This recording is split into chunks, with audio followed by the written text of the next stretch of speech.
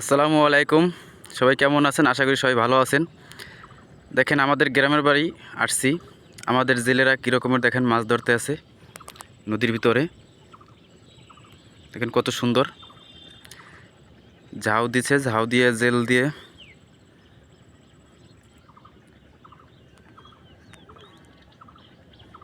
এটা আমাদের গ্রামের বাড়ি। অনেক সুন্দর দেখেন।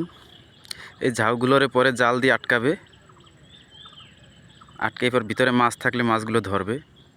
এই যে একটা ফেরি হবে, ফেরির জন্য কাজ করতে আছে, জিনিসপত্র নিয়ে আসছে। এই বাস আসে, বাসটা সরাসরি ঢাকা থেকে বরিশাল থেকে বাসটা এই জায়গাতে পাস হবে। এই নদীটার ভিতরে একটা ফেরি হবে। দেখুন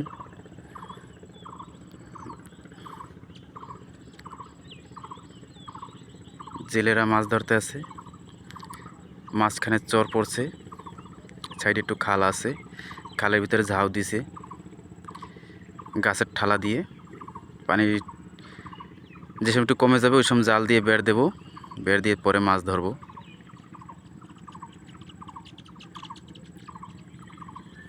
ওই দেখেন জাল দিচ্ছে, মাছ ধরতে আছে।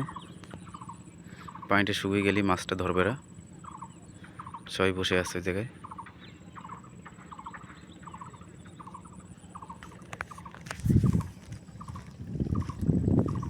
অনেকগুলো ঝাউ দিছে। এবার এই চরে পানি উঠলে জাল দিয়ে রাখে। যে সময় জোর পানি আসে, জোয়ার যেটা বলে জোয়ার ভাটা, তো যেই টাইমে জোয়ার আসে এই যে জাল দিয়ে রাখে।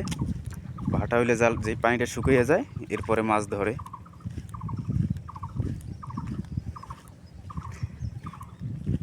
দেখেন কত ঝাউ দেওয়া।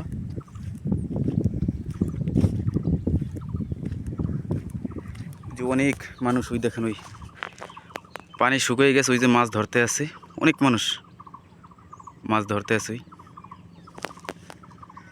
আমি ওই জায়গায় যাইতে পারতেছি না, পানি খালটা পার হওয়ার মতো নৌকা নাই, নৌকা নৌপার আছে, এই জন্য জায়গায় যাচ্ছি না। সামনে দেখেন সাদা সাদা বগ আছে।